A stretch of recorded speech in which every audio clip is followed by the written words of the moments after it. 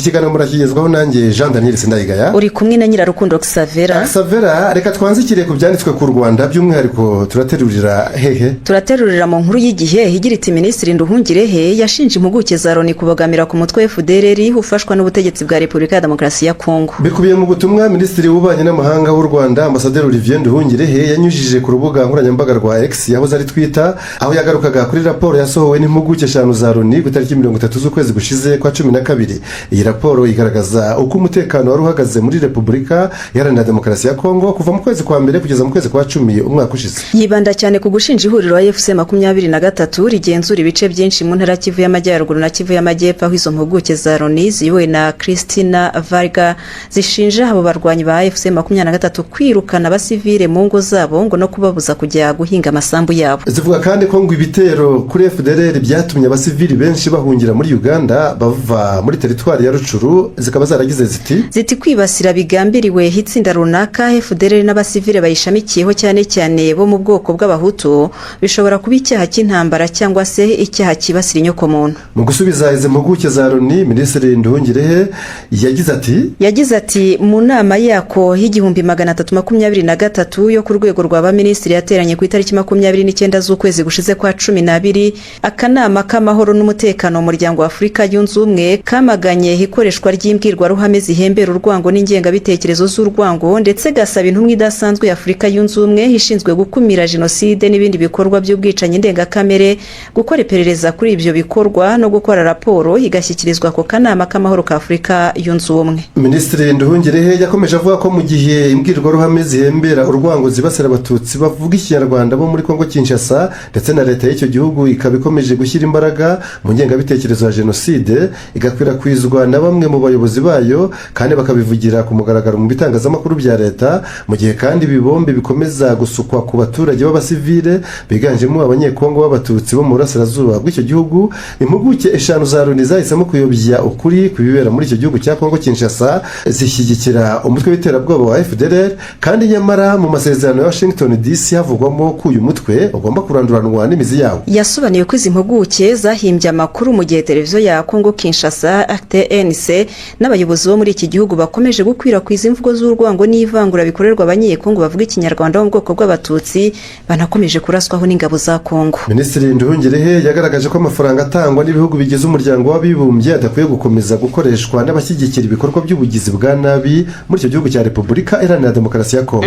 Tukiri muri uwo mujyo Jean Daniel mu gitangazamakuru RFI bagize bati impunzi z'abanyekongo ziba mu Rwanda ziramagana ivangura leta ya Repubulika Iharanira Demokarasi ya Kongo ikorera bene wabo bavuga ikinyarwanda bo mu bwoko bw'abatutsi. Mu gihe ho bati impunzi z'abanyekongo ziba mu Rwanda zazengurutse kuri ambasade 20 zisaba kurenganurwa. Muri Kigali Today naho hari uko bateruye impunzi z'abanyekongo zatakambiye leta zunze ubumwe za Amerika. Naho mumvaho nshya aho bagize bati impunzi z'abanyekongo zirasaba ko Generali Ekenge yashyikirizwa ubutabera. N'ibindi binyamakuru hamwe n'ibitangazamakuru binyuranye Xavera byagarutse kuri iyi nkuru maze byandika ko kuwa gatatu w'iki cyumweru aribwo abahagarariye impunzi z'abanyekongo ziri mu nkambi 5 zo mu Rwanda bagejeje ubusabe bwabo kuri ambasade 20 z'ibihugu bikomeye ziri mu Rwanda no ku miryango mpuzamahanga irimo n'uwabibumbye Loni.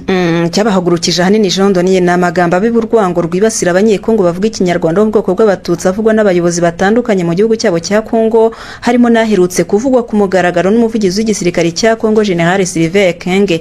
Uyu musirikare yavuze imvugo yerekana ko abatutsi ari babi hindyarya, maze abakurikinira hafi imyitwarire ya leta ya Kongo bavuga ko iba ari ibitekerezo bya guverinoma ya Kongo bigamije gutsemba aba baturage. General Ekenge yanagiriye inama abagabo muri icyo gihugu cya Kongo Kinshasa yo kudashaka abagore b'abatutsikazi. Izo mpunzi zihagarariye izindi ziba mu Rwanda zasabye amahanga kudakomeza kurebera ibikorwa by'urwango bene wabo bavuga ikinyarwanda bakorerwa hariya muri Kongo Kinshasa. Xavera dukomereze mu nkuru y'ikinyamakuru The New Times y'umugabo wamaze imyaka isaga 20 yihishe munsi y'uburiri kubera ibyaha bya jenoside yakorewe abatutsi yashinjwaga. Ikinyamakuru cya The New Times cyandika ko umugabo yitwa Emmanuel Ntarindwa akaba ari wo mu karere ka Nyanza mu majyepfo y'u Rwanda. Uyu urukiko rw'ibanze rwa Busasamana rwamukatiye imyaka 15 y'igifungo rumaze kumuhamya ibyaha bya jenoside yakorewe abatutsi mu Rwanda. Iyi nkuru yananditsweho n'umuseke ikabikomeza ivuga ko mu mwaka w'igihumbi 1994 ubwo inkotanyi zahagarikaga jenoside yakorerwaga abatutsi, Emmanuel Ntarindwa yahise ahungira mu gihugu cya Repubulika na Demokarasi ya Kongo Kongo icyo gihe cyitwaga Zaire. Cyakora yaje guhunguka mu mwaka wa 2001 ari nabwo yihishe ku mugore bari baturanye, baza gukundana ndetse baranabyarana. Amwe mu mayeri Emmanuel Ntarindwa yakoreshaga yihisha harimo gucukura umwobo mu nzu akihishamo Xavier. Munsi y'uburiri bararagaho kugira ngo afatwe rero ngo byagizwemo uruhare n'abagendaga muri urwo rugo. Jean Daniel ruherereye mu kagari ka Kavumu mu murenge wa Busasamana mu karere ka Nyanza baje gukeka ko uyu mugabo yaba ariho yihishe, maze amakuru aragenda aza kugera no ku nzego zibishinzwe, ari nabwo yafatwaga n'umugore we barafungwa. Umugore agakekwaho kuba icyitso no kutamenyekanisha ko uwo mugabo ari we. Icyakora uyu mugore yaje gufungurwa nyuma hashingiwe ku kuba atarafatanije n'umugabo we gukora jenoside yakorewe Abatutsi. Emmanuel Ntarindwa we yakomeje gufungwa ndetse aza no kuburana, maze urukiko rumuhamya ibyaha bya jenoside yakorewe Abatutsi, ariko hashingiwe ku buryo yaburanye yemera icyaha kandi akicuza ibyo yakoze ndetse akabyemera agasaba n'imbabazi. Haje kubaho kumugabanyiriza igihano maze akatirwa igifungo cy'imyaka 15 muri gereza. Hanze y'urukiko itangazamakuru ryabajije Emmanuel Ntarindwa niba azajuririra igihano yakatiwe n'urukiko. Undi ati reka da, oya rwose ntabwo nzajurira. Ubu Emmanuel Ntarindwa w'imyaka 52 y'amavuko afungiye mu igororero rya Huye mu ntara y'Amajyepfo. Yego, reka duhindure ingingo. Jondoniye ibinyamakuru n'ibitangazamakuru bitandukanye byagarutse ku itegeko rishya rigenga imikoreshereze y'umuhanda riherutse gutorwa n'inteko rusange y'umutwe w'abadepite. Mu gitangazamakuru Igihe bagize bati ingingo abadepite bashingiyeho bemeza itegeko rigenga imikoreshereze y'umuhanda ryakuruye impaka. Muri The New Times naho bati ibintu 11 ukwiriye kumenya ku itegeko rishya rigenga imikoreshereze y'umuhanda. Muri Kigali Today naho haruko bagize Xavier bati ibihumbi 700 by'amafaranga y'u Rwanda dore ibihano bishya ku makosa yo mu muhanda. Ibi binyamakuru n'ibitangazamakuru binyuranye byanditse ko kuwa mbere w'iki cyumweru aribwo inteko rusange y'umutwe w'abadepite yatoye iryo tegeko rigenga imikoreshereze y'umuhanda rigizwe n'ingingo 45, ariko zimwe muri zo zateje impaka nyinshi. Xavier nibyo ingingo zimwe z'iryo tegeko cyane cyane zirebana n'ikoreshwa ry'inzoga n'ibiyobyabwenge, bihano, gufatira ibinyabiziga ndetse no kwimura uburenganzira ku binyabiziga zagarutsweho biratinda mu biganiro binyuranye. Perezida wa Komisiyo y'Ububanyi n'Amahanga, Ubutwererane n'Umutekano ari nayo yasuzumye umushinga w'iri tegeko mbere yo kuritorera mu nteko rusange y'abadepite. Honorable Tumukunde Hope Gasatura yavuze ko gutorera iri tegeko byashingiye ku ntego nyamukuru yo kurengera ubuzima bw'abantu, gushimangira inshingano n'uburyozwe no kunoza imicungire y'umutekano mu muhanda. Iryo tegeko kandi rikubiyemo ibihano ku bantu batazaryubahiriza birimo amande kuva ku 300 kugeza ku 700 by'amafaranga y'u Rwanda ndetse yewe n'igifungo kigera ku mezi 6. Jean Daniel icyiciro cya kabiri cy'iri tegeko kivuga ku kugenza no guhana ibyaha, aho giteganya ko umuyobozi w'ikinyabiziga utwara ikinyabiziga yarengeje igipimo cy'inzoga mu maraso abakoze icyaha yabihamijwe n'urukiko ahanishwa yazaba itari munsi y'amafaranga y'u Rwanda 100, ariko itarenze 600 by'ayo mafaranga, n'igifungo kitari munsi y'amezi 3 ariko nanone kitarenze amezi 6. Xavier yatwaye ikinyabiziga gitwara abantu mu buryo bwa rusange, gitwara abanyeshuri, abakozi hamwe cyangwa se gitwara ba mukerarugendo imizigo irengeje toni 3 n'igice cyangwa se agamije kwinjiza amafaranga, ahanishwa ihazaba itari munsi y'ibihumbi 150 ariko itarenze 300 by'amafaranga y'u Rwanda, n'igifungo kitarengeje iminsi 10 cyangwa kimwe muri ibyo bihano. Umuyobozi w'ikinyabiziga utavugwa mu gika cya mbere ufite igipimo cya alcohol mu maraso gikubye nibura inshuro 2 z'igipimo ntarengwa, ahanishwa yazaba itari munsi y'ibihumbi 200 by'amafaranga y'u Rwanda ariko itarenze nanone ibihumbi 500 by'ayo mafaranga, n'igifungo kitari munsi y'amezi 3 ariko kitarengeje amezi 6 cyangwa kimwe muri ibyo bihano. Iyo umuyobozi w'ikinyabiziga yongeye gukora icyaha giteganywa n'iyi ngingo mu gihe kitarengeje umwaka umwe, ahanishwa igihano ntarengwa giteganyijwe n'iyi ngingo, kandi icyo gihano gishobora kongerwa kugera ku nshuro 2 zacyo. Ingingo ya 38 y'itegeko ikavuga ko umuyobozi w'ikinyabiziga wanga gupimwa alcohol mu maraso abakoze icyaha iyo bihamijwe n'urukiko ahanishwa yazaba itari munsi y'amafaranga 300 ariko itarenze 600 by'amafaranga y'u Rwanda, n'igifungo kitari munsi y'amezi 3 ariko nanone kitarenze amezi 6. Ingingo ya 39 yivuga yuko umuyobozi w'ikinyabiziga uhagaritswe n'umugenzacyaha cyangwa se umukozi ubifitiye ububasha akanga guhagarara abakoze icyaha iyo bihamijwe n'urukiko uyahanishwa ihazaba itari munsi y'ibihumbi 400 by'amafaranga y'u Rwanda ariko nanone itarenze ibihumbi 700 by'amafaranga y'u Rwanda, n'igifungo kitari munsi y'amezi 3 ariko nanone kitarengeje amezi 6. Ingingo ya 40 ivuga ko umuntu utwara ikinyabiziga atagira uruhushya rwo kugitwara abakoze icyaha iyo bihamijwe n'urukiko ahanishwa igifungo kitari munsi y'iminsi 15 ariko kitarenze iminsi 30 n'ihazabu itari munsi y'ibihumbi 100 by'amafaranga y'u Rwanda ariko nanone itarenze ibihumbi 200 by'ayo mafaranga cyangwa kimwe muri ibyo bihano. Xavier bamwe mu bashoferi b'inzobere baganiriye n'itangazamakuru rero bavuze ko kuba iri tegeko ryaratowe bizagabanya impanuka zo mu muhanda abatwara ibinyabiziga nibaramuka babyubahirije. umwe mu bashoferi yagize ati ndumva ari byiza kuko tuzaba dutwara tuzi neza ko nidukora amakosa hari ibihano bidutegereje birimo n'igifungo. tuzagerageza kwirinda aho bishoboka hose. Honorable Mukabunane Christine, depite mu nteko ishinga amategeko y'u Rwanda uri no mu batoye iri tegeko, yagaragaje ko atumva impamvu yo gufunga imodoka mu gihe wari uyitwaye asanganywe igipimo cya alcool mu mubiri kirenze 0.80. mu ngingo 45 zigize iri tegeko ya 18 niyo yateje impaka cyane mu badepite ubwo bayisuzumaga, ndetse no kuyitora abadepite 9 barayanze, 3 barifata mu gihe hatowe n'abadepite 68.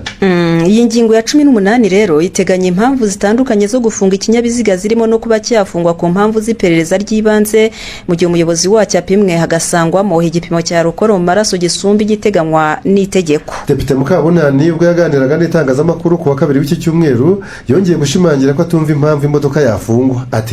Ati ikinyabiziga kugira ngo kijye gufungwa kereka iyo ariyo mahitamo ya nyuma asigaye, naho ubundi hari ibintu byinshi byatuma udafunga ikinyabiziga amakosa wayabonye. Yakomeje agira ati niba umuntu atwaye yanyoye alcool ugafunga imodoka, iriya modoka ubu yifungiye iki? Ko bayishyizemo mazutu cyangwa lisansi batayishyizemo alcool ubu yifungiye iki? Depite Mukabunani yagaragaje ko n'ubwo iyo ngingo yatowe watayemera na gatoya, ahamya ko nk'uko bigenda ku wafashwa atwaye ikinyabiziga adafite uruhushya rwo gutwara ibinyabiziga yemererwa guhamagara urufite agatwara imodoka yari afite, ari nako byari bikwiye kugenda ku wafashwa afite alcool mu maraso aho gufunga imodoka ye. Yakomeje avuga ko n'ubwo iyo ngingo yasohotse mu itegeko atayemera ariko rigomba gukurikizwa waba uryemera cyangwa utaryemera.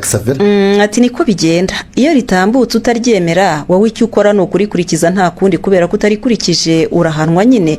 Ubwo abanyarwanda babyumve ko iyo risohotse barikurikiza uko rimeze, haba harimo icyo gusaba abanyamategeko bakaba bazabiregera urukiko bigasubirwamo. Itegeko rishya rigenga imikoreshereze y'umuhanda mu Rwanda ryatowe 100% kuko ryatowe n'abadepite 77 bari bitabiriye inteko rusange.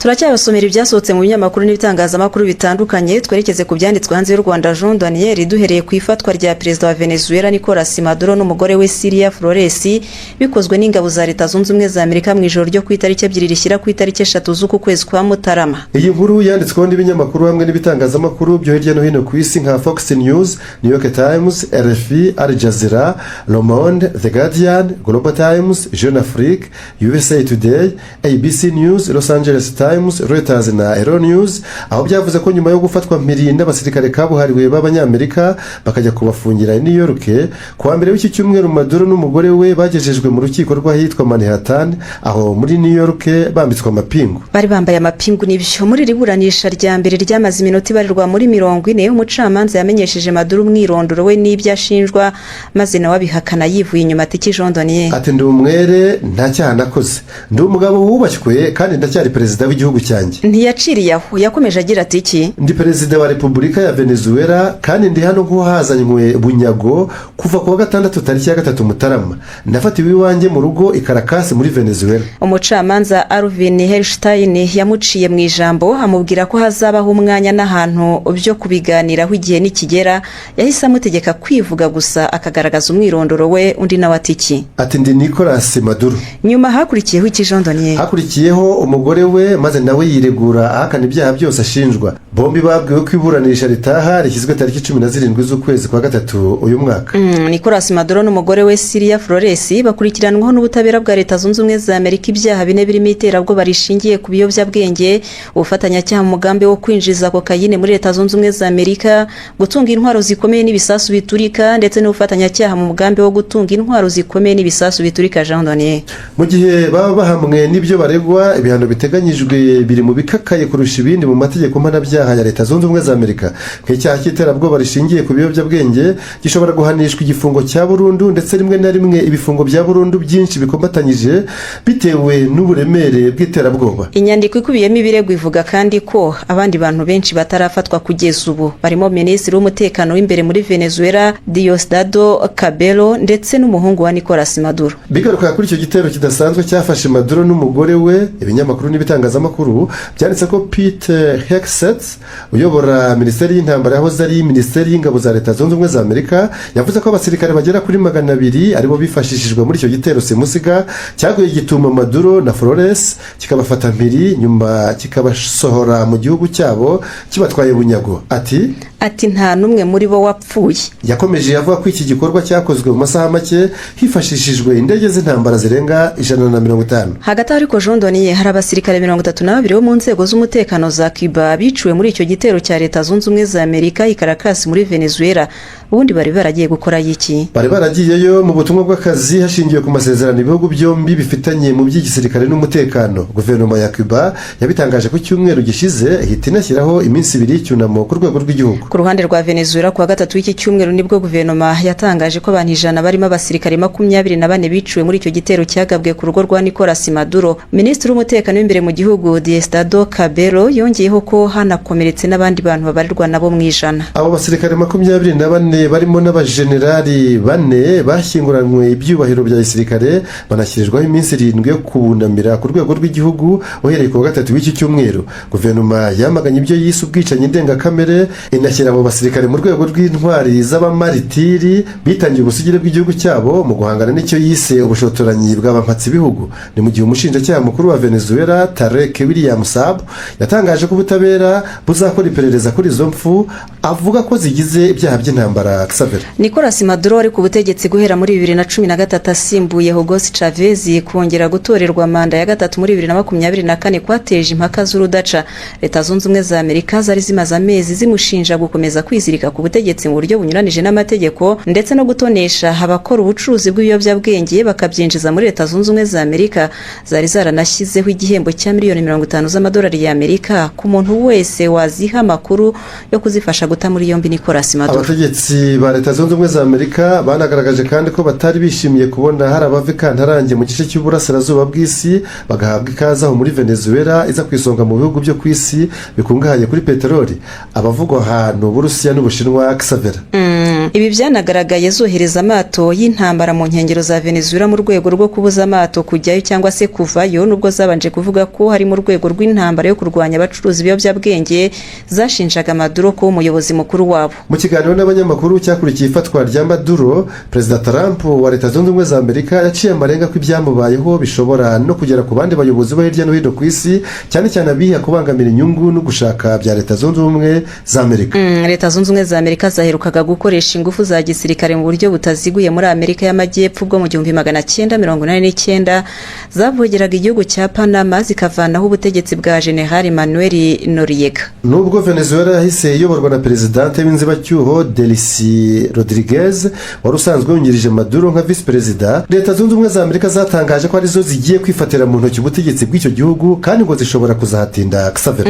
Niko zavuze hagati kandi ejo bundi kuwa kane Donald Trump habinyujije ku rubuga rwe rwa Truth Social yavuze ko mu cyumweru gitaha azabona amaso ku maso umunyavenezuela kazi Maria Corina Machado utaravugaga rumwe n'ubutegetsi bwa Maduro. Mu mwaka ushize niwe wahawe igihembo cy'amahoro cyitiriwe Nobel. Nyuma y'igitero cyafashe kandi kigatwara Maduro n'umugore we, amahanga n'imiryango itandukanye yagize icyo bivugaho. Abasanzwe badacana uwaka na Leta Zunze Ubumwe za Amerika barabyamaganye bavuga ko zahonyoye amategeko mpuzamahanga. Abasanzwe bacuditse nazo barabyishimiye cyane bavuga ko Maduro yari umunyagitugu utarabitorewe n'abaturage b'igihugu cye. Hari n'abandi bahisemo politiki ya ntiteranya bararuca bararumira nk'abadahari. Iyi nkuru yanzura yibutsa ko mbere yo kugaba igitero cya gisirikare ku rugo rwa Perezida wa Maduro, Leta Zunze Ubumwe za Amerika zari zisanzwe zitameranye neza Ubwongereza na Venezuela. Ibi ngo byatangiye ryari Jondoni? Byatangiye mu 1999 ubwo Hugo Chavez yajyaga ku butegetsi akarangwa n'imvugo zikakaye zibasiraga cyane Leta Zunze Ubumwe za Amerika n'abategetsi bazo. Yanahise kandi yirukana amasosiyete y'ibya peteroli yiganjemo ayo muri Leta Zunze Ubumwe za Amerika, bituma Venezuela irushaho kuba umwanzi w'abanyamerika muri Amerika y'Amajyepfo. Guhera muri 2010 ibihugu byombi nta bambasaderi byari bifitanye. Ku butegetsi bwa Maduro watoye muri 2013 asimbuye Chavez, uwo mwuka mubi wakurikiwe n'uruhuri rw'ibihano by'abanyamerika kugeza kuri ambarigo mu bya peteroli hari byo gukomanyirizwa ku bucuruzi bwabyo, kandi nyamara aribyo byari bigize 96% by'ubukungu bwa Venezuela.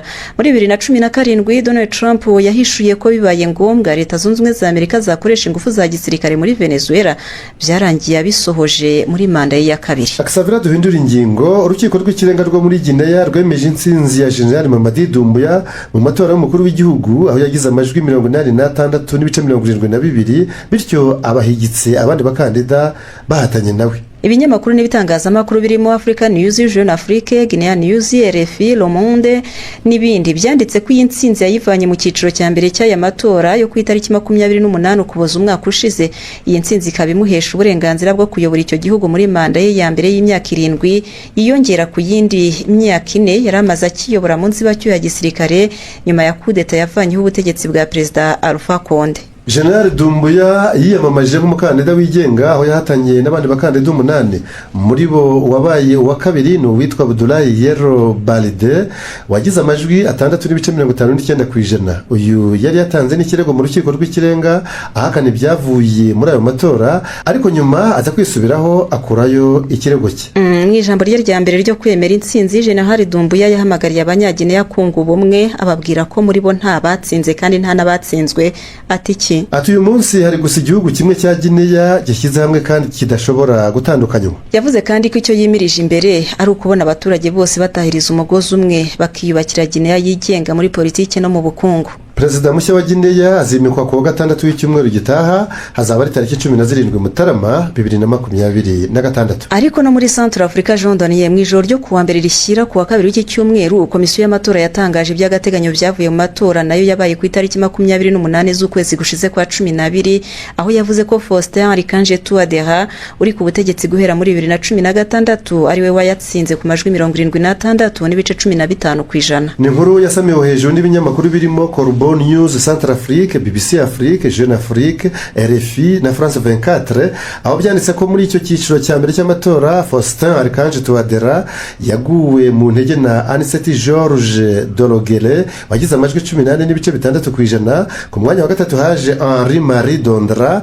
n'amajwi 3.19%. Muri rusange hahatanye abakandida perezida 7 muri ayo matora y'umukuru w'igihugu. Gusa mbere y'itangazwa ry'aya majwi Jean Daniel y'agateganyo, aba bakandida bombi batavuga rumwe n'ubutegetsi bari bamaganye uburiganya bemeza ko bwabaye muri ayo matora, bongeraho ko batazigera bemera ibizayavamo. Ibya burundu byayavuyemo biteganyijwe ko bizatangazwa tariki 20 z'uku kwezi kwa mbere. Hagati aho igitangazamakuru Africa News cyanditse ko akimara kongera gutorerwa manda ye ya gatatu, Faustin Archange Touadéra yatumiye mugenzi we w'Uburusiya Vladimir Putin kuzajya gusura igihugu cya Central Africa nk'uko byatangajwe n'ibiro ntaramakuru by'Abarusiya TASS. Ibihugu byombi bifitanye ubucuti budasanzwe nyuma yaho muri 2018 Central Africa ibaye igihugu cya mbere cya Afrika kitabaje ikigo cya Wagner cyo mu Burusiya, kikaba kizobereye mu byo gucunga umutekano kugira ngo abakozi bacyo bafashe inzego z'umutekano za Central Africa guhangana n'imitwe myinshi y'inyeshyamba yari iteye icyuga z'ubutegetsi bwa Faustin Archange Touadéra. Akisavira iyi nkuru yanzura ivuga ko intsinzi nshya ya Touadéra izarushaho kurengera inyungu z'Uburusiya, by'umwihariko mu nzego zirimo ubucukuzi bwa zahabu na diyama. Ibirebana n'amatora Jean Daniel tubihinire muri Uganda, aho ntaraba icyakora azaba kwa kane w'iki cyumweru gitaha, ahazaba ari amatora rusange akomatanyije y'umukuru w'igihugu n'intumwa za rubanda mu nteko ishinga amategeko nk'uko byanditswe na New Vision, Daily Monitor, Chimpu Reports, The East African, Red Paper, The Africa Report na Deutsche Welle. Ku mwanya w'umukuru w'igihugu hahatanye abakandida 8 barimo umusaza Yoweri Kaguta Museveni w'imyaka 81 y'amavuko, akaba ari ku butegetsi guhera mu 1986.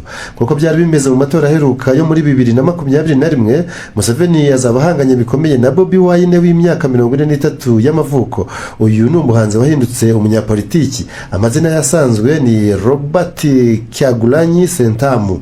Mu matora aheruka niwe wabaye uwa kabiri inyuma ya Museveni, ariko aza kuvuga ko yariganyijwe intsinzi. Niko yavuze. Reka twongere duhindura ingingo jondoniyeri. African News, BBC News Africa, Global Times, The Independent na The Citizen byanditse ko Ethiopia yabaye igihugu cya mbere cyagezwemo kwa gatatu w'iki cyumweru na Minisitiri w'Ububanyi n'Amahanga w'Ubushinwa Wang Yi mu ruzinduko rwe rwa mbere muri Afurika muri uyu mwaka. Uru ruzinduko rwe yarukomereje muri Somalia, Tanzania na Lesotho, aho biteganyijwe ko azarusoreza ejo bundi ku wa mbere. Mu by'ingenzi bimugenza harimo gushimangira ubuhahirane no kurushaho kwimakaza icyizere hagati y'impande zombi. Ubushinwa nibwo mufatanyabikorwa wa mbere wa Afurika mu by'ubucuruzi, ko muri 2024 ubuhahirane hagati y'impande zombi bwageze kuri miliyari 296 z'amadolari y'Amerika. Xavier, kubirebana no gusura Somalia, Minisitiri Wang Yi yashimangiye ko adashyigikiye ibyo kwemera Somaliland nk'igihugu cyigenga byakozwe na Minisitiri w'Intebe wa Israel Benjamin Netanyahu ku itariki 26 z'ukwezi k'Ukuboza umwaka ushize. Israel yahise iba igihugu cya mbere kandi kibarizwa mu muryango w'abibumbye cyemeye ku mugaragaro Somaliland nka leta yigenga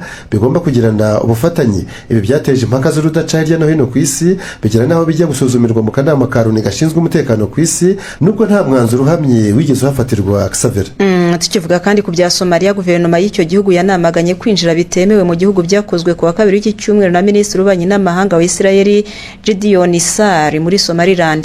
Minisiteri y'Ububanyi n'Amahanga ya Somalia yavuze ko ibyakozwe na Gideon Sar ari ukuvogera ubusugire bwayo, kubera ko nubwo Somaliland yitangaje ko ari repubulika yigenga mu 1991, ikiri kimwe mu bice by'ubutaka bwa Somalia. Iyo Minisiteri y'Ububanyi n'Amahanga ya Somalia yongeyeho ko ibyakozwe n'uyu muyobozi wo muri Israel ari ukwivanga bidakwiye mu bibazo by'imbere mu gihugu. Yongeye gushimangira ko Somaliland hari igice kidashobora gutandukanywa n'ubutaka bwa Somalia bwemewe ku rwego mpuzamahanga. Aksavera, mu gihe cy'icyumweru uhereye ejo kuwa gatanu, ibihugu byo muri BRICS biri gukorera hamwe imyitozo ya gisirikare mu mazi yo muri Afurika y'Epfo. Kimwe mu bihugu by'iryo huriro rinabarizwamo Brazil, Uburusiya, Ubuhinde, Ubushinwa, Misiri, Ethiopia, Indonesia, Iran na Leta Ziyunze z'Abarabu. RFI, Eyewitness News, News 24, The Herald, India Today, Shinoanet na Daily Maverick byandika ko ari bwo bwa mbere hakorwa imyitozo nk'iyi hagati y'ibyo bihugu hafi ya byose, ibishobora gutera impungenge Leta Zunze Ubumwe za Amerika zidasiba guhoza ijisho kuri iryo huriro rya BRICS, dore ko zirifata nk'iryashyizweho mu rwego rwo guhangana n'irindi ry'ibihugu birindwi bya mbere bikungahaye ku nganda rizwi nka G7. Iyo myitozo ikaba ikorwa n'ingabo zirwanira mu mazi yiswe Will for Peace 2026, tugerekereje mu Kinyarwanda bishatse kuvuga ubushake bw'amahoro yo muri 2026. Igisirikare cya Afurika y'Epfo cyatangaje ku wa gatatu w'iki cyumweru ko iyi myitozo izayoborwa n'Ubushinwa kugeza isojwe ku wa gatanu w'icyumweru gitaha. Nubwo Afurika y'Epfo yirinze kuvuga ibihugu byari kwitabiriye imyitozo, itangazamakuru ryahishuye ko Uburusiya na Iran biyirimo, kimwe na Indonesia, Ethiopia, Brazil, Ubuhinde, Misiri, Arabia Saudite na Leta Ziyunze z'Abarabu. Iyi myitozo ihuriweho n'ibihugu bya BRICS yari isanzwe izwi ku izina rya MOSI, yari imaze gutegurwa inshuro ebyiri, igakorwa gusa n'Ubushinwa, Afurika y'Epfo n'Uburusiya muri 2019 na 2023.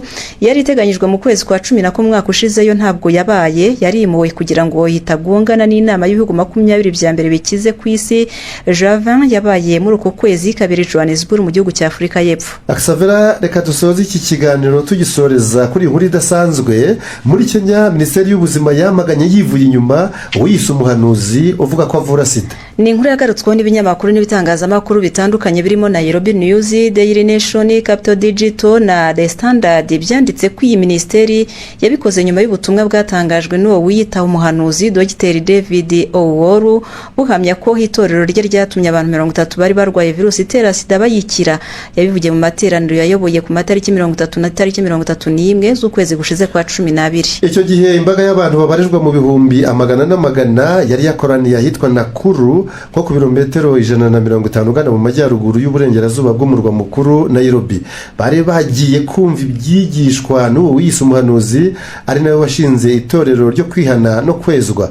Icyo giterane ngarukamwaka cyahawe izina ry'amasengesho akomeye yo gukiza abarwayi. Minisitiri w'ubuzima Deni Duale wafashe iya mbere mu kugaragaza impungenge yatewe n'ubutumwa bwo wiyita umuhanuzi yibukije ko ibibazo by'ubuzima bigomba gushingira ku bumenyi bwa siyanse, ku ndangagaciro z'imyitwarire mu mwuga wo kuvura no ku bimenyetso bya gihanga bikoreshwa mu buvuzi. Yongeyeho ko gutangaza amagambo adafite ishingiro mu by'ubuzima bishobora guteza ingaruka zikomeye ku baturage. Xavera ibindi bimwe by'uko nta muhanuzi wabo umbaze nkubaze. Gusa hagati aho ariko uyu muhanuzi ngo amaze kwamamara aho muri Kenya, ndetse ngo yanarenze imbebe hagera niyo riterwa inkingi, cyane cyane mu gice cy'amajyepfo y'umugabane wa Amerika. Aha yahasuye inshuro nyinshi muri Venezuela, akakirwa nk'igikomangoma na Perezida Nicolas Maduro. Ubwa mbere Maduro yamuhaye ikaze muri 2024. Mu kwezi kwa 11 umwaka ushize, David Owor yasubiyeyo kugira ngo asengere Maduro na Venezuela ntibazagabweho igitero na Leta Zunze Ubumwe za Amerika. Icyo gihe yahishuye ko hari imbaraga z'ubuhanuzi zari zigiye kurinda Maduro. Yivugiye n'akanwa ke ko yaretswe mu nzozi k'umwanzi wa Maduro na Venezuela adashobora gutinyuka kwegera aho Maduro ari, cyangwa se gutinyuka kwegera igihugu cya Venezuela. Maduro nawe aratimaza ati Imana yavuze ko ntazaterwa. Gusa mu mpera z'icyumweru gishize byarangiye ingabo za Leta Zunze Ubumwe za Amerika zimusanze aho aryama, zimunyagana n'umugore we, zimujyana gufungirwa iwazo ku butaka bwa Perezida Donald Trump. Iby'uyu munyakenya Owor byahise byibutsa ibya mugenzi we w'umunyanigeria TB Joshua wigeze guhanura muri 2016 ko yabonye mu iyerekwa Leta Zunze Ubumwe za Amerika ziyobowe na perezida w'umugore. Icyo gihe Madamu Hillary Clinton yahabwaga amahirwe yo kuba yatsinda amatora y'umukuru w'igihugu yo muri uwo mwaka, ariko byarangiye Trump amurahiye aho binikaga. Ngayo nguko mu ntangiriro ya za 2000 ubwo David Oworo yatangiraga kubwiriza mu mihanda yo mujyi wa Nakuru, abantu nta byinshi bari bamuziho uretse gusa kuba yararetse akazi ke nk'umuhanga n'umushakashatsi muri Leta Zunze Ubumwe za Amerika. Yasubiye ku ivuko maze muri 2004 ashinga itorero yise iryo kwihana no kwezwa, aryigiramo umuhanuzi w'umuvugabutumwa wakataraboneka. Ibi kandi ngo byaramukijije cyane bitewe n'impano ahabwa zivuye hirya no hino ku isi. Xavera cyane rwose. Ngayo nguko nakataraza abahanuzi bazakazana Jean Daniel muri Bibiliya muri Petero wa 2 bagira bati kimbese. Ariko nk'uko hariho abahanuzi b'ibinyoma badutse mu bwoko bw'Abisirayeli, niko no muri mwe hazabaho abigisha b'ibinyoma. Hanyuma muri Timoteyo wa 2 ho bakagira bati iki? Abameze batyo mujye mubatera umugongo. Abameze batyo mujye mubatera umugongo, nimwakire neza ijambo ry'Imana. Turishimiye Imana. Mwakuze kubana natwe muri iki kiganiro, nuko tucyanzuye, naho ubundi njyewe nitwa Nyirarukundo Xavera. Wari kumwe nanjye Jean Daniel Sindayigaya. Tuzasubira ubutaha. Ciao ciao.